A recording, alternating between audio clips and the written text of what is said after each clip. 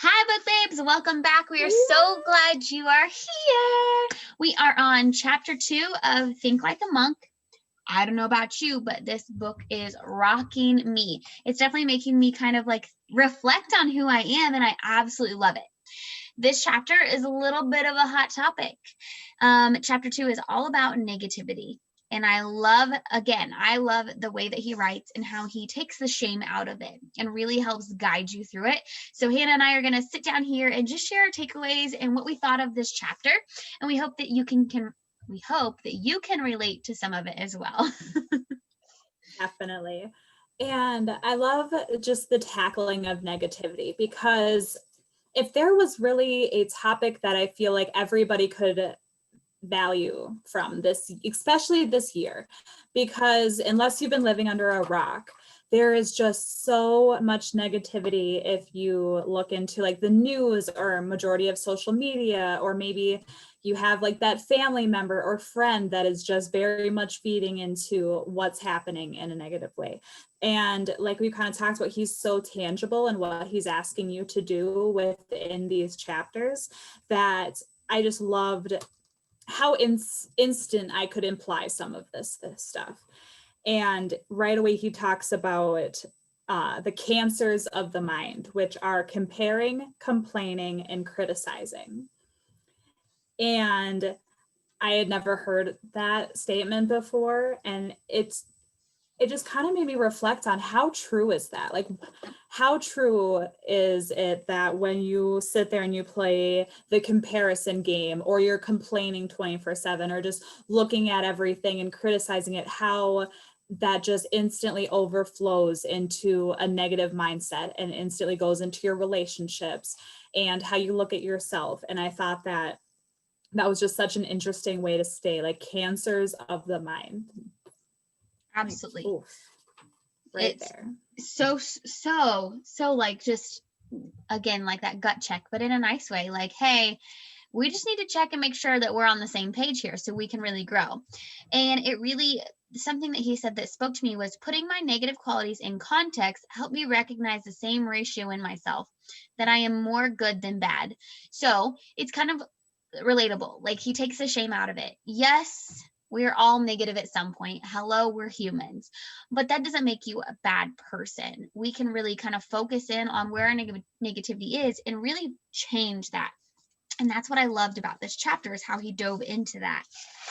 And even as monks, as they were doing this training, he found himself still trying to unlearn those bad habits, unlearn, the societal norm, in trying to learn how to think better together. Because even as monks, they were still being, talking about each other and judging each other. And I just found that real interesting, because, when you think of monks, they're better, right? Like, they think better, they do better, they are better. And it's not the truth. Like, it takes time to learn or unlearn that, and it will take time for you to get there. And I thought that was really powerful. Especially because he talks about how, like, even in the ashram when he's there, they're gossiping. Yep. And I love just like that real moment of that's true. And he talks about how gossip has values in some situations. And I instantly was like, what? Because instantly we think of gossip and we think of being catty and, the negative side of it. And so instantly my ears perked. I was like, okay, you think there's some positives? And he goes in to say, it helps society regulate what is acceptable behavior. And we often use it to see if others agree with our judgments about others' behaviors, therefore our values. And I was like, ooh. And that's kind of going back to what we were talking about last chapter of knowing your values. And that's how gossiping happens, because you have a set of values and it's society's way of checking your values to others.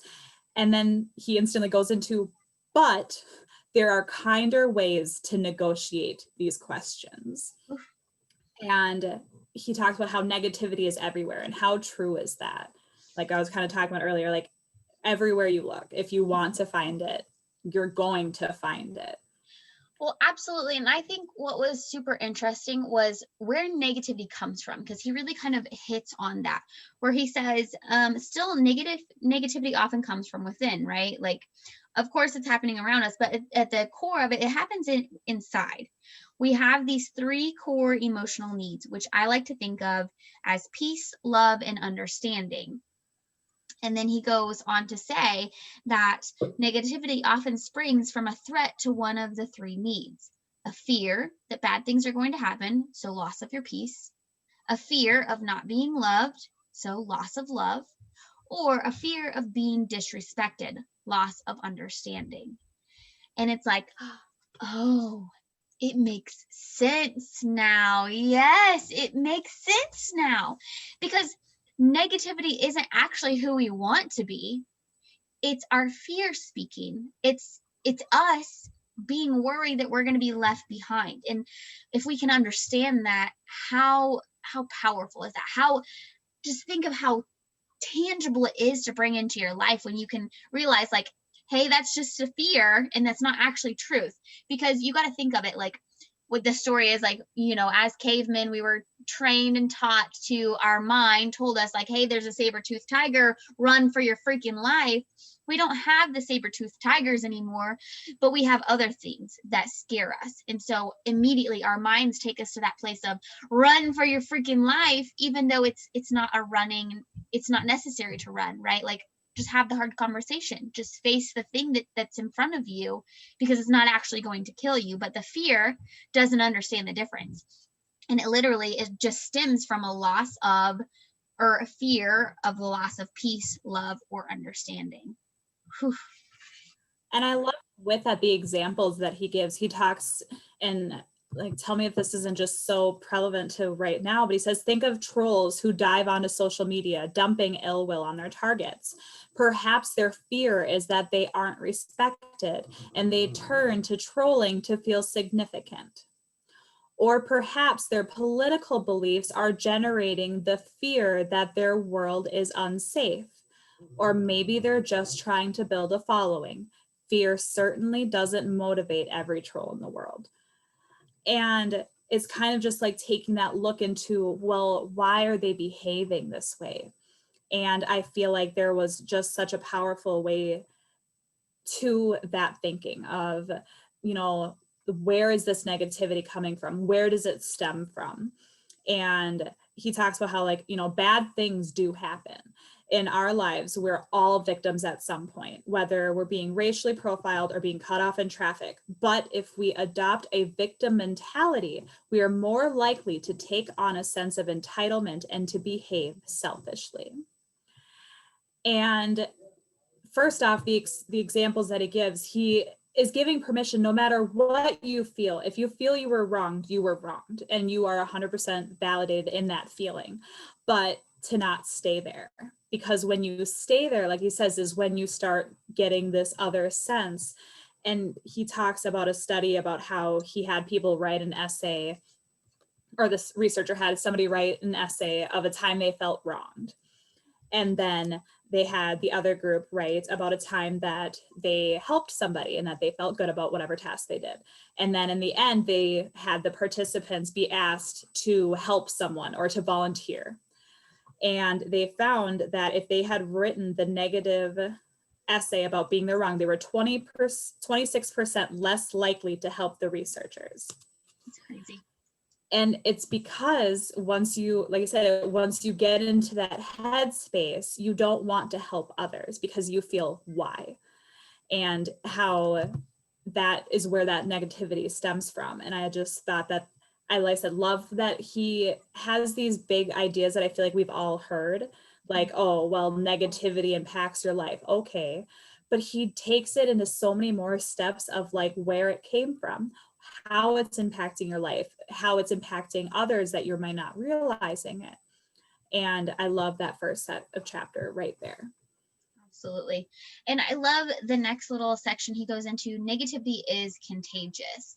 And one thing I found crazy interesting was where he said, research has proven that most humans value social conformity so much that they'll change their own response even their perceptions to align with the group. And this is based off the ASH experiment, the ASCH experiment. I don't know if I pronounced it right, where it's a visual experiment where you just honestly answer it based off the picture.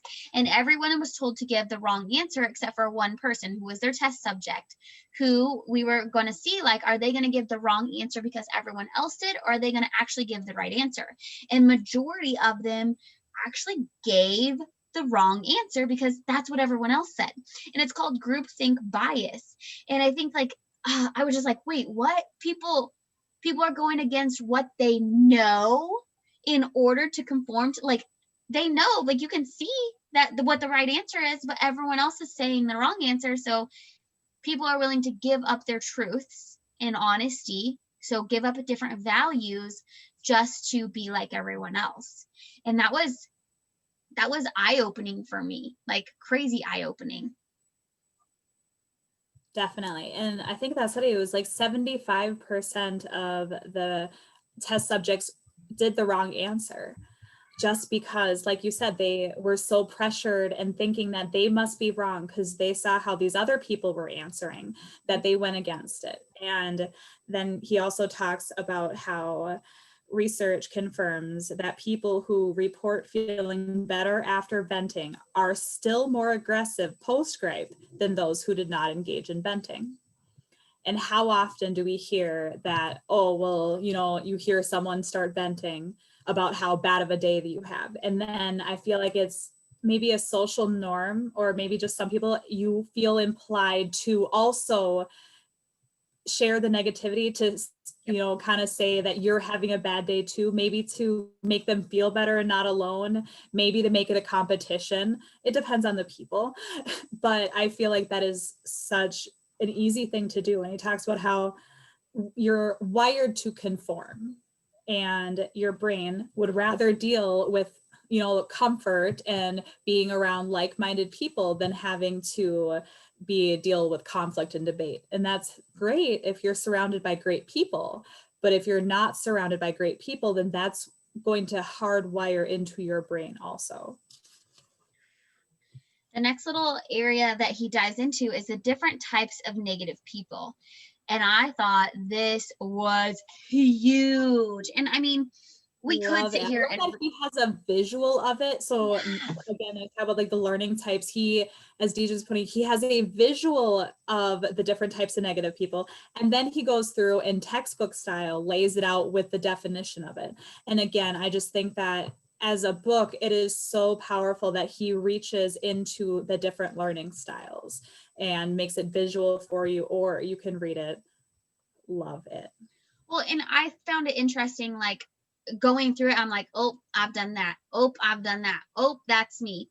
And it's just like, again, no shame here, because he says, like, we just have to remember, we don't judge someone with a different disease. Don't expect anyone to be perfect, and don't think that you're perfect.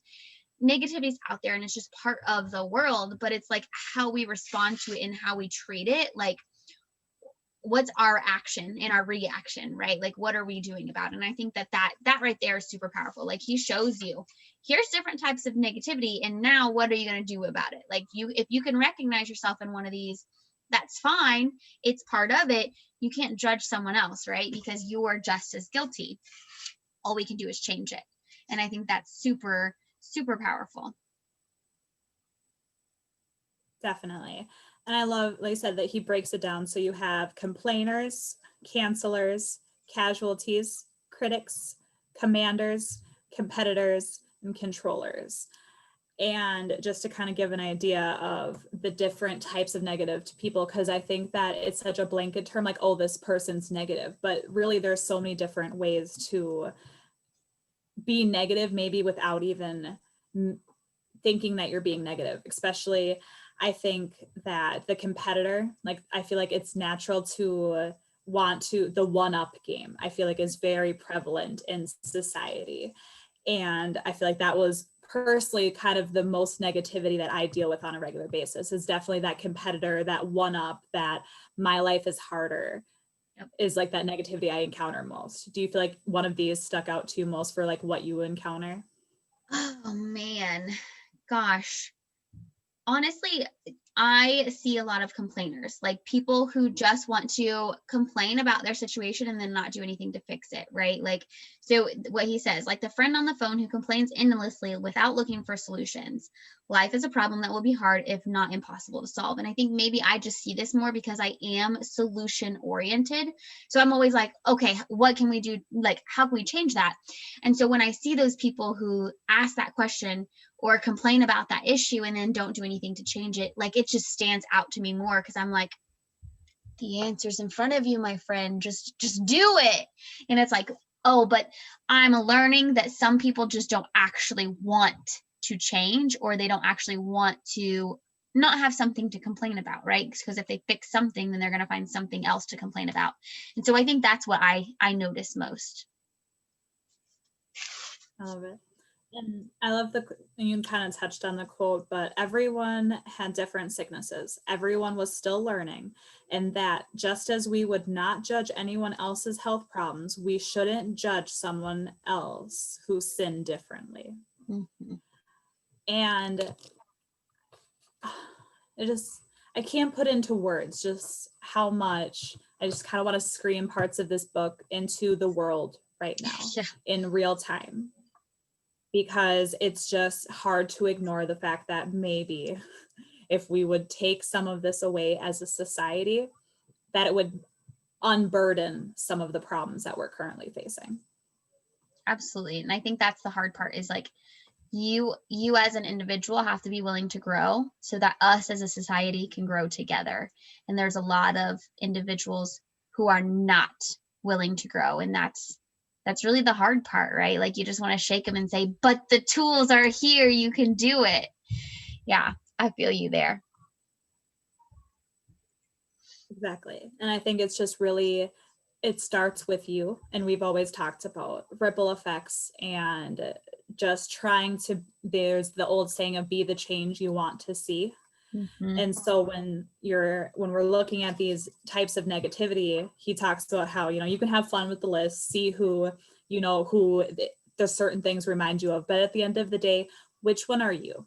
Yep. And how are you going about changing your thoughts and how you judge people? And just he talks about neutralizing the charge.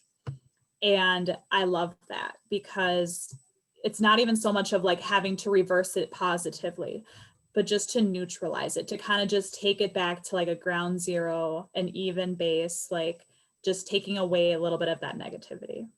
Absolutely. And then the next little section that he goes into is reversing the external negativity. And I thought this is super, super helpful, because it says the categories above help us step away from the negative person in order to make clear-headed decisions about our role in the situation. The monk way is to dig to the root, diagnose, and clarify a situation so you can explain it simply to yourself. So it's not just seeing the negativity, but also stepping back and understanding it so that you can grow with it. And again, it's kind of the auditing, the reflection. That is a key. What I'm learning is very key to them so that they can understand the world around them. And I'll go ahead and just read the different ways. Is 1, become an objective observer. 2, back slowly away. 3, the 25-75 principle. 4, allocate time. 5, don't be a savior. And I love how he broke these up and really like broke them down to really help understand and explain them. So one that really talked, like in the become an objective observer, he really talks about the distance, which is called detachment. But for now, right here, he says, for now, I'll say that it helps us find understanding without judgment. And the part that really spoke to me here was that he just said, when someone hurts you, it's because they're hurt. Their hurt is simply spilling over. They need help. And as the Dalai Lama says, if you can, help others. If you cannot do that, at least do not do harm. At least do not harm them. And I'm like, oh, okay. So hurt people. And I've always heard that, and I get it. But at the end of the day, like when my choices are to help someone, and I can't do that. Okay, well, it's fine if you don't help them, but just don't hurt them, right? Like, don't talk bad about them. Don't criticize them. Don't tear them down. Like, understand that their hurt is their hurt, and that's something that they have to deal with. But taking it personally and like venting that to the world, that's going to hurt them more, you know? Definitely. And then just in that, I have highlighted, there is no commandment that says we have to be upset by the way other people treat us. Mm. And I have that highlighted because instead of reacting to it, to just, like I said, kind of neutralize it, like let it just stay there, and to not have to re-give something back to them. Yep. Because I feel like that's just, like I said, you hear like feeding into the negativity, and that's just it. And becoming objective. So just being able to like kind of neutralize it, I loved. And then his 25-75% principle. Wow. I feel like that, which easily ties into his, you know, to allocate time, because so often we hear about cutting out the toxic people. And just to be honest, sometimes those toxic people are not people that we can cut out. It's just not the way that it works. Maybe it's a coworker. Maybe it is someone in your family. Maybe it is someone in your spouse's family. Whether or not you're able to cut them out isn't the thing. But how much time are you allowing them to be in your life? And he has a 25-70% rule, which is for every one negative person that he has in his life, he tries to make sure that he has 3 other positive surrounding people around him. That way they cancel out, they can kind of neutralize that negativity that's coming in. Because like I said, sometimes it's not as easy as just getting rid of that person, not allowing that person to be in your life anymore. And I could spend forever talking about his last one of don't be a savior. Oh, girl. Because just to give it a second, how often do we feel that we just want to help the world? And especially, I think sometimes as women, more so, especially of moms and wives, we just want to help everybody. And I think of the idea that if you, and he has it in here, the only people, if someone is drowning, the only person that is qualified to go save that person is someone who is lifeguard trained and has all like the swimming lessons, all the above, and is equipped to save that person. But if you go out to those waters and you're not a very good swimmer and you're going to save them, you are both going to drown. Mm-hmm. Oh. And just how true is that? Is just really giving yourself permission to step back and say, you know, he talks about if we try to be problem solvers, then we become frustrated when those people don't take our brilliant advice. The desire to save others is ego driven. And that was such a check, because how often we're just like, oh, I want to save the world, and it is what it is. And why do you want to save the world? And him just kind of bringing to light of it being ego driven. I was just like, all right. I can see, I wasn't ready for that negativity talk. Seriously, like I relate to that, everything you said so much. And I think like that's a really big thing. Like, one, I needed to hear that it was ego driven, because I don't like, when you're trying to help people, I definitely don't feel like it's out of a place of ego, like not to be like, oh, I know better, right? But at the end of the day, at some point that you've got to be getting some benefit of it, right? Like it's just human nature. What do you get out of it?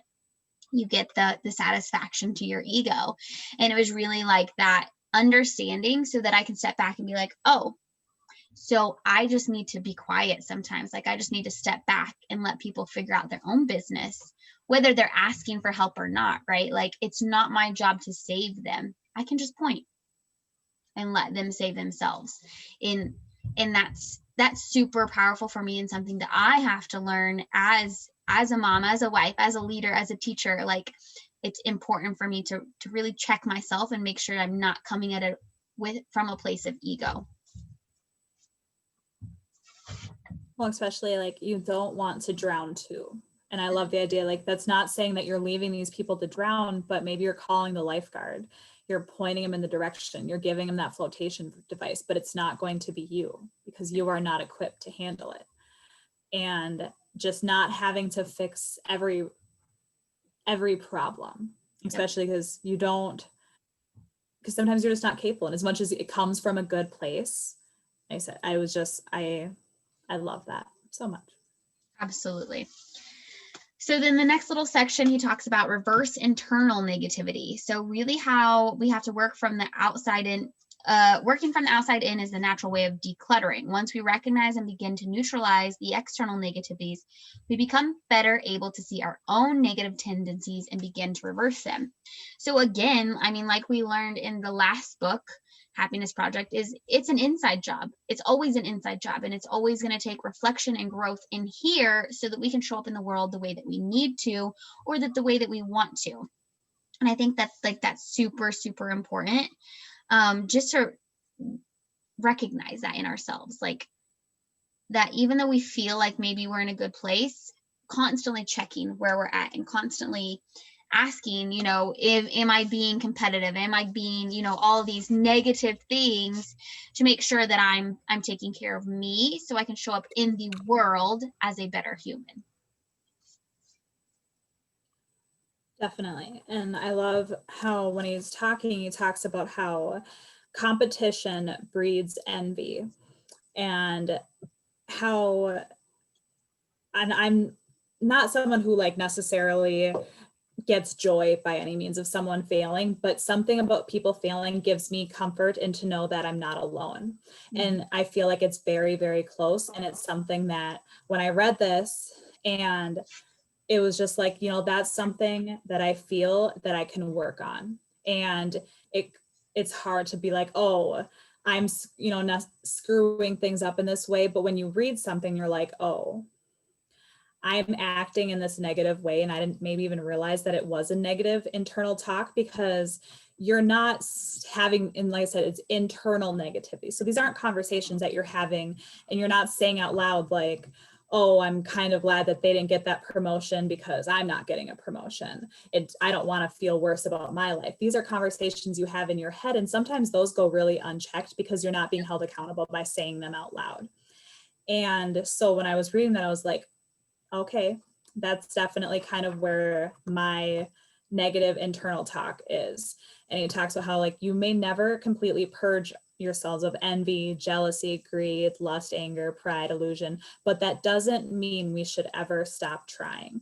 The truth is that these thoughts will always arise. It is what we do with them that makes the difference. And I just, that's replacing that internal dialogue. And I love his going about talking it. Absolutely. And I love the question. Like he says, the question is how you guide the response. The key to real freedom is self-awareness. So when we can really reflect on ourselves and understand our thinking, understand how we respond to the world around us, that's real freedom, right? Like that, knowing yourself that much. I just loved it. And then also he shared kind of this story of like where he had to sleep under a mosquito net, and like they always check the nets to make sure there's not a mosquito in there.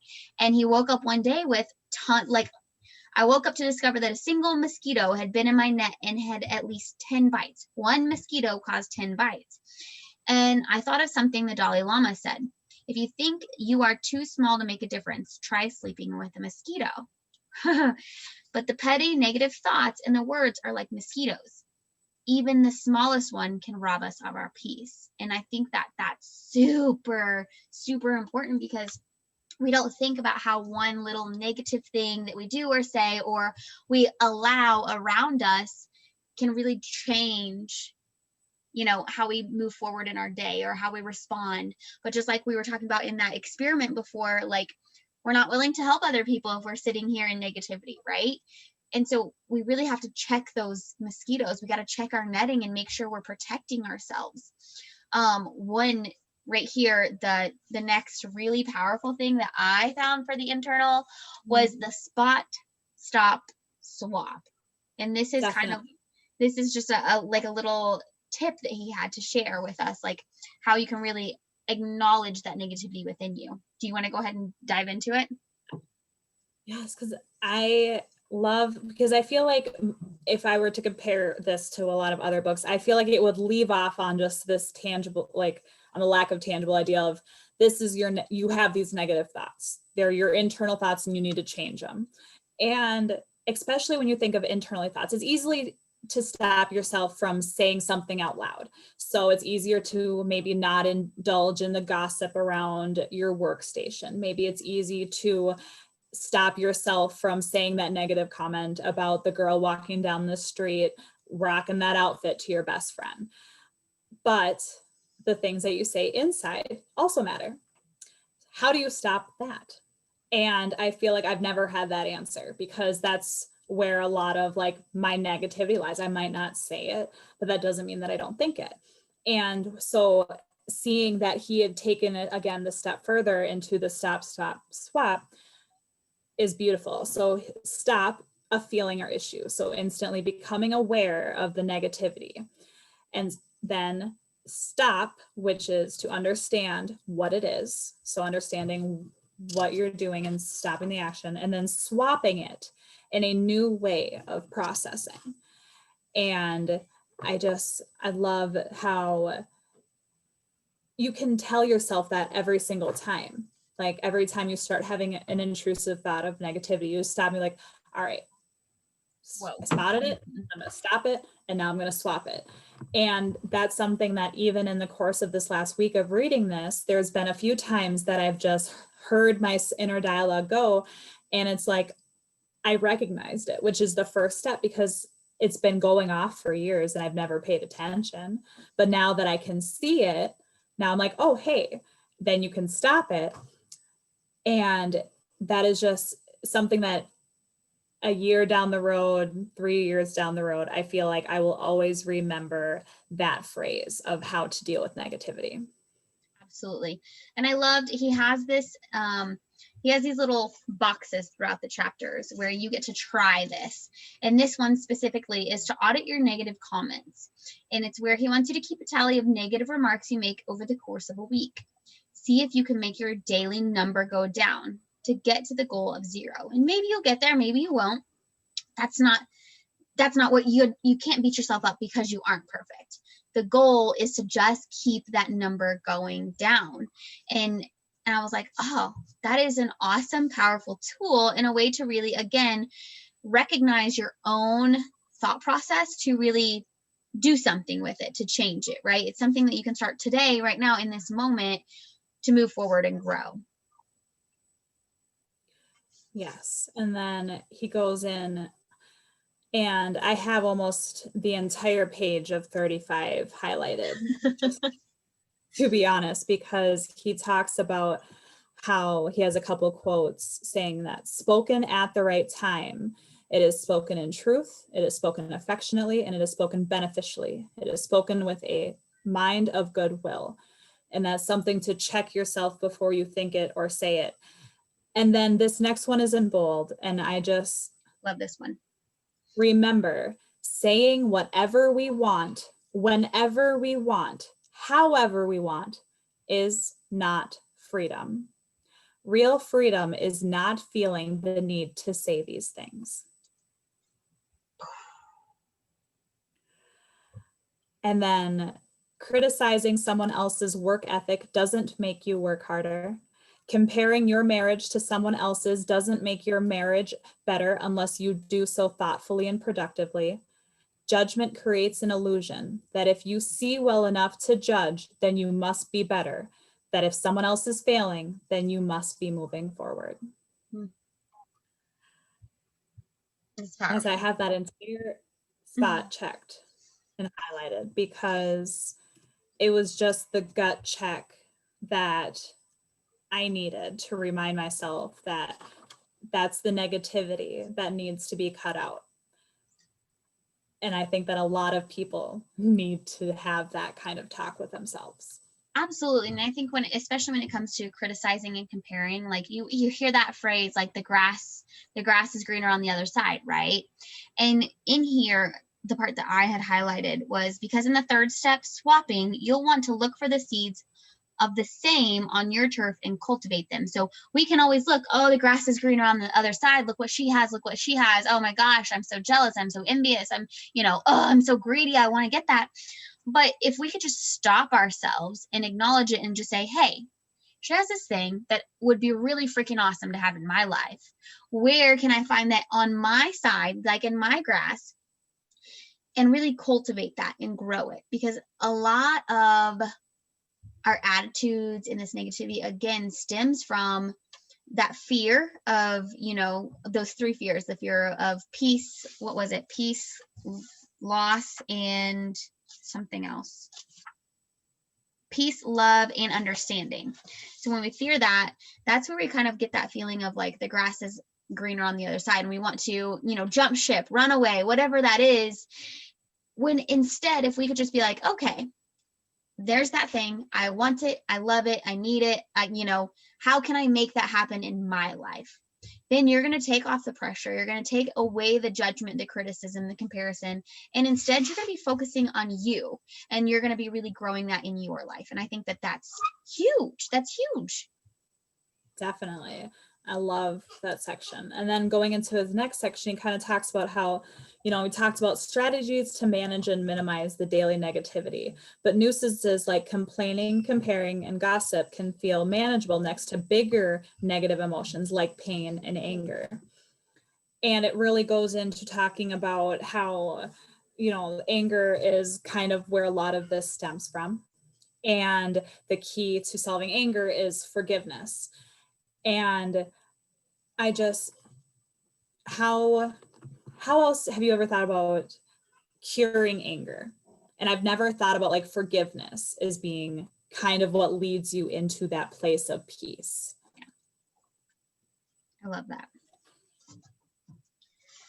I also liked here in the swap section, because I'm just going to be honest. I'm not a person who likes feeling. I don't like being vulnerable. I don't like those emotions that come with it.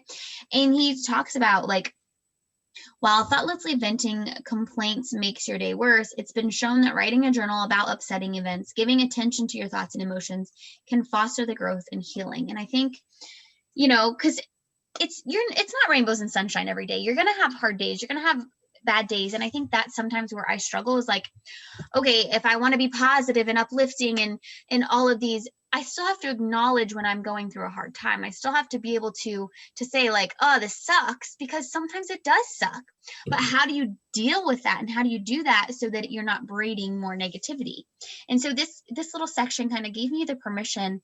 I can write it down myself and I can really understand it and feel it for me without spewing it out to the world. And I thought that was super, super powerful. And then he goes down a little bit further and he says, we choose words carefully and we use them.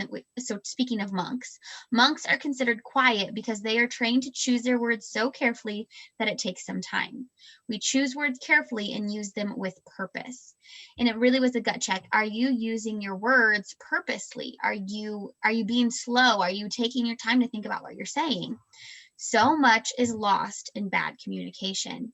And I feel that within the depths of my soul, because I think we as a society have a communication problem, 100%. I think we don't know how to communicate. We don't know how to communicate with ourselves, with other human beings, and it creates all this tension and negativity. And so I love just that aspect of, if I can learn to speak better, if I can learn to understand more, if I can learn to relate to other people, a lot of that's going to be lost because it's not bad communication. I'm actually taking the time to put myself in their shoes or, speak my feelings or emotions or whatever that is. And I think that's super powerful. Right. And then he goes into talking about finding joy in other successes. And I think that goes kind of hand in hand, because how often I feel like, and you talk about the materialistic world kind of training you to think that there's only a specific number of people that are going to get into college, or a specific number of houses, or like a finite world where there's only a limited amount of opportunities and some people just get lucky. And that if you are only finding joy in your success, then you're limiting your joy. But if you can find the joy in other people, then you get to amplify your experience and your joy. And I love that idea because in real time, I found myself in that situation because it's easy for me because I am currently looking for a house and it is just not worked out for us. My sister-in-law, on the other hand, is the light of my world. And she recently bought a house 15 minutes up the road. And when I first got the text, it was hard to swallow at first of the, oh, well, that's nice. Like, I'm glad that she did, but I've been looking and we haven't been able to work it out.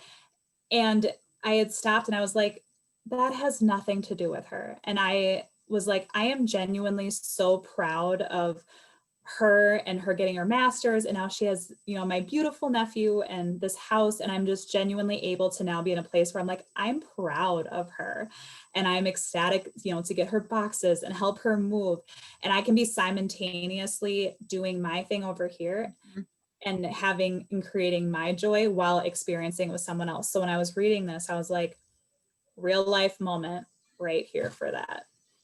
Absolutely. And I love how he says in it, like, when there's unlimited seats, like, you're not missing out on anything, because I think scarcity can get the best of us. And I love that you were able to in real time kind of apply this and understand this and be like, oh, here's what's happening. That's amazing. Yeah. And that's I wanted to make sure to share, because it's not easy. Like, you're gonna have those thoughts, and it's a matter of stopping and being able to recognize, be like, no, this has nothing to do with me, and I am allowed to find joy for other people because my time is coming and God's timing is everything.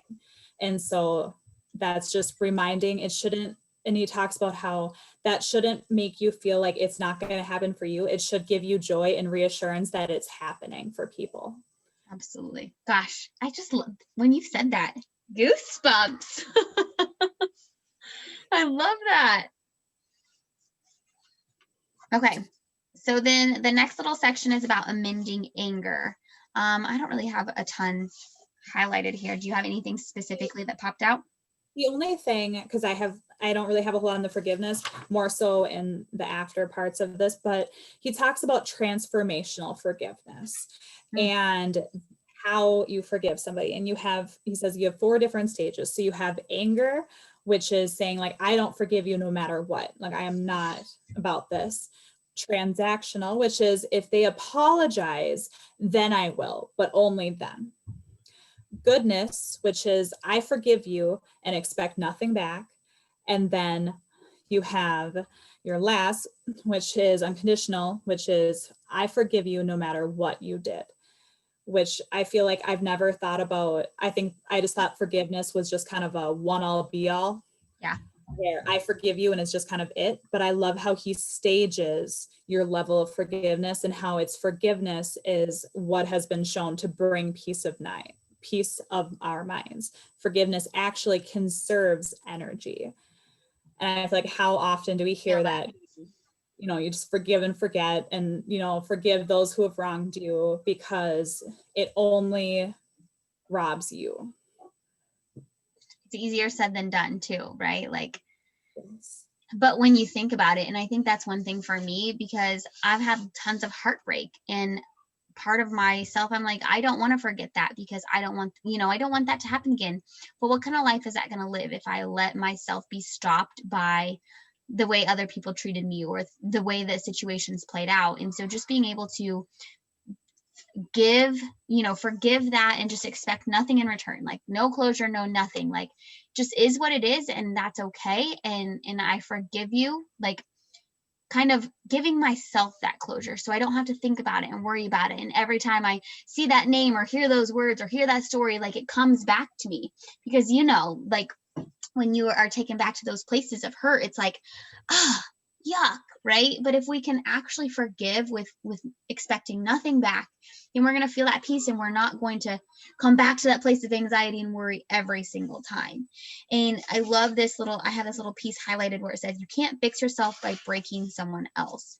So just keep moving forward, right? Like, I love it. Something that I had thought of in the process of you talking about that was just forgiving, not only like forgiving yourself too, like giving yourself like kind of like the grace.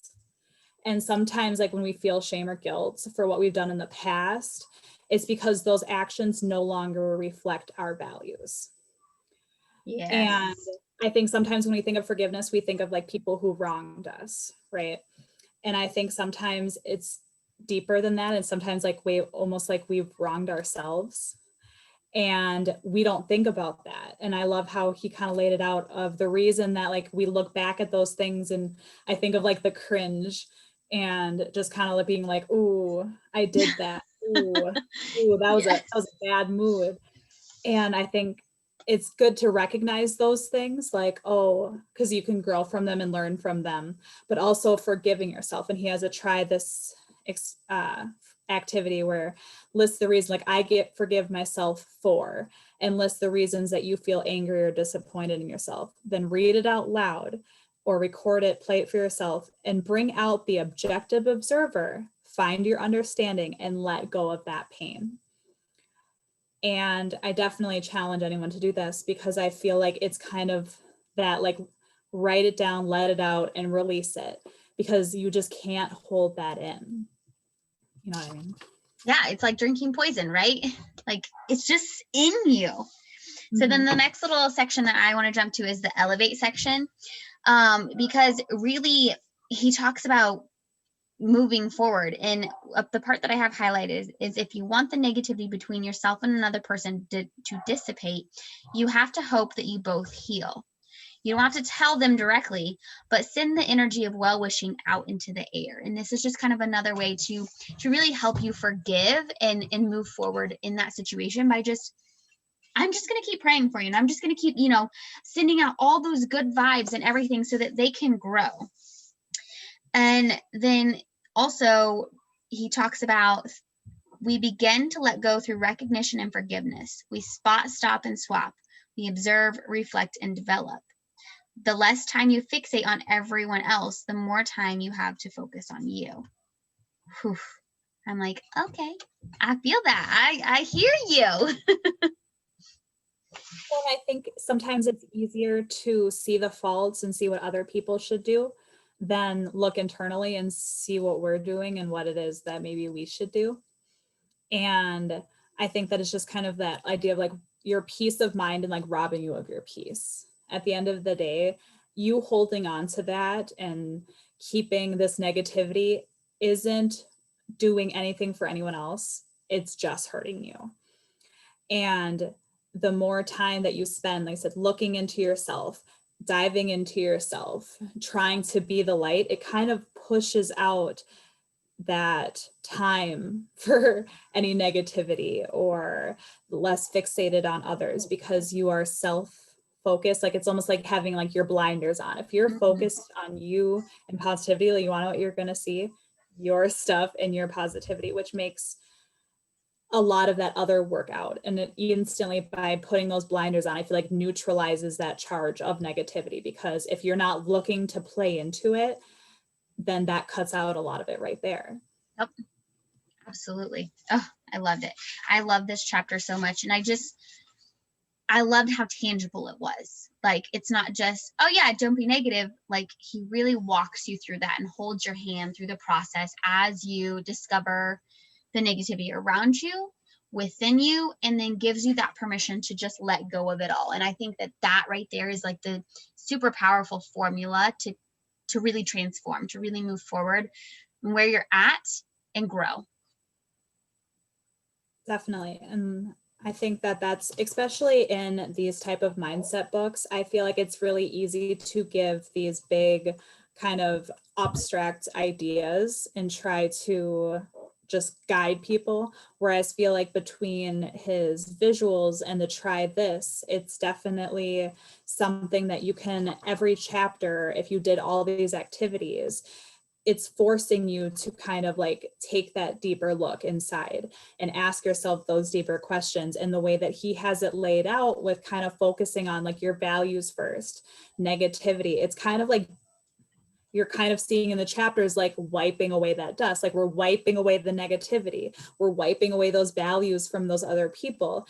And I feel like as these chapters keep going, we're just keep wiping. And I feel like doing all of these, I can't wait until the last chapter. And I feel like by going through this book, it's so hard to not have such a better grasp on yourself, which I feel like is genuinely the direction that puts your family in a better place, like your coworkers in a better place, the world in a better place.